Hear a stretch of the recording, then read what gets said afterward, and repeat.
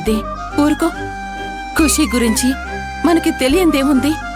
దానికి బాధ కలిగినప్పుడల్లా ఎవ్వరితో మాట్లాడకుండా గదిలోకి వెళ్లి తలుపేసుకుంటుంది. బాధ తగ్గగానే తనే బయటకొస్తుంది. అలాగే ఈసారి ఇంట్లో నుంచి వెళ్ళినట్టుంది. కాసేపట్లో తనే తిరిగొస్తుందిలే.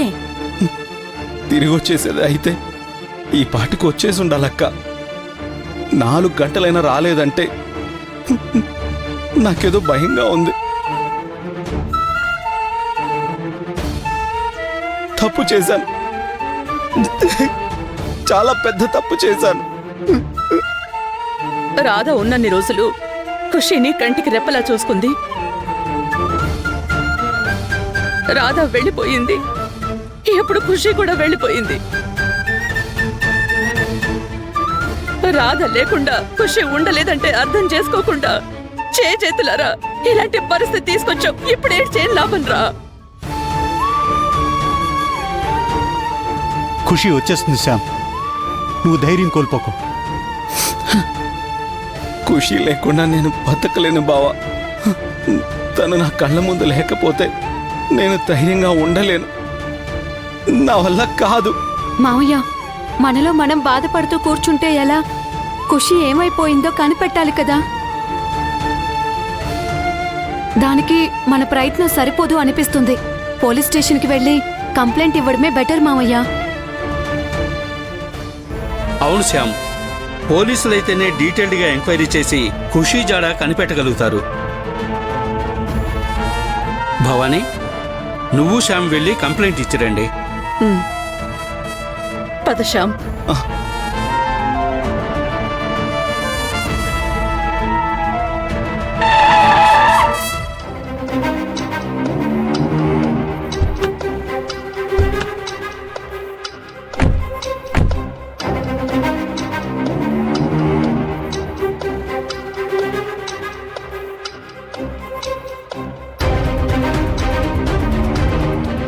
శ్యామ్ కుమార్ అంటే మీరేనా? అవును సార్. మీ పాపను ఒంటరిగా బయటకెందుకు వెళ్ళనిచ్చారు? మేం వెళ్ళనివ్వలేదు. తనే ఎవరికి చెప్పకుండా ఇంట్లో నుంచి వెళ్ళిపోయింది. పసిపిల్లల విషయంలో రోజుకి ఎన్ని క్రైమ్లు జరుగుతున్నాయో మీకు అసలు ఐడియా ఉందా?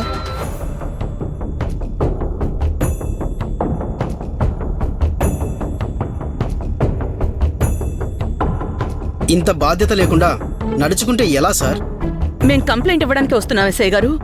అవును, మా ఖుషి మిస్ అయిన విషయం మీకెలా తెలిసింది సార్? ఖుషి గురించి మీకేమైనా ఇన్ఫర్మేషన్ వచ్చిందా? తనకేం కాలేదు కదా? చెప్పండి ఎస్ఐ గారు, మాకు చాలా భయంగా ఉంది. కానిస్టేబుల్,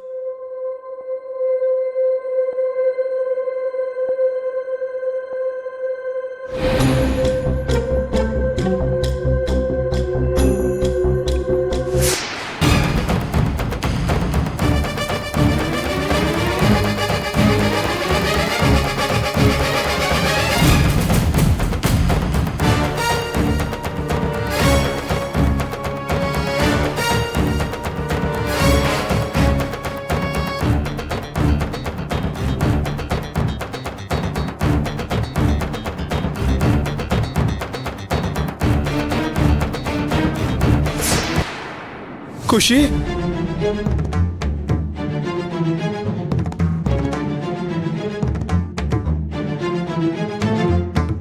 బేబీ, ఈ డాడీని వదిలేసి ఎందుకు వెళ్ళిపోయావరా? ఎవరికీ చెప్పకుండా అలా వెళ్ళిపోవడం ఏంటి ఖుషి? నువ్వు ఏమైపోయావో తెలియక మేమందరం ఎంత టెన్షన్ పడుతున్నావో తెలుసా? అసలు ఎక్కడికి వెళ్ళావు ఖుషి? చెప్పు బేబీ, ఎక్కడికి వెళ్ళావు? అమ్మ కోసం వెళ్ళాను డాడీ.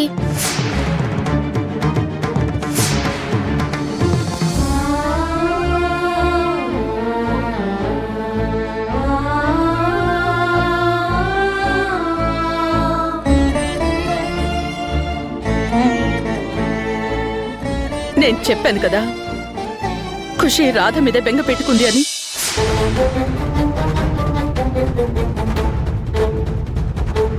చూసావా తమ్ముడు, ఇన్నేళ్లన్నీ ప్రేమ కన్నా 2 నెలల రాధ ప్రేమ ఎక్కువైపోయింది నీ కూతురికి. రాధ లేకుండా ఒక్క రోజు కూడా ఉండలేనంతగా ఖుషిని మాయ చేసి వెళ్ళింది. మామూలుది కాదు ఆ రాధ. నందిని, నోరు అదుపులో పెట్టుకో.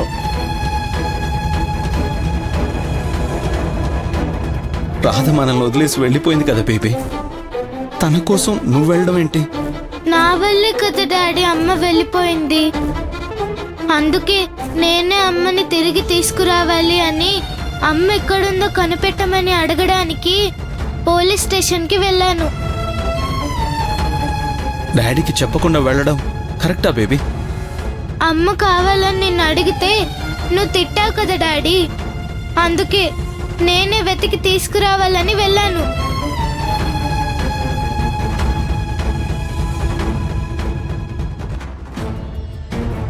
దీని వాలకం చూస్తూ ఉంటే రాధని తిరిగి తీసుకొచ్చేంత వరకు ఊరుకునేలా లేదు. శ్యామ్తో నీ పెళ్లి జరిగేంత వరకు మనం దీన్ని ఓ కంట కనిపెడుతూ ఉండాలి నందు. ఇకపై నేను అదే పనిలో ఉంటానమ్మా. ఇలా ఎప్పుడు నాకు చెప్పకుండా ఎక్కడికి వెళ్ళొద్దు బేబీ, సరేనా? పాప విషయంలో మీరు జాగ్రత్తగా ఉండాలండి. మీ ఇంటి అడ్రస్ చెప్పమని ఎంత అడిగినా పాప నోరు విప్పలేదు తెలుసా. టైం బాగుండి అప్పుడే స్టేషన్కి వచ్చిన ఒక లేడీ పాపని గుర్తుపట్టి మీ డీటెయిల్స్ చెప్పడం వల్ల మేం పాపని మీకు అప్పగించగలిగాం. లేదంటే చాలా ప్రాబ్లం అయ్యుండేది. ఎవరండి ఆ లేడీ? మేడం ఇలా రండి.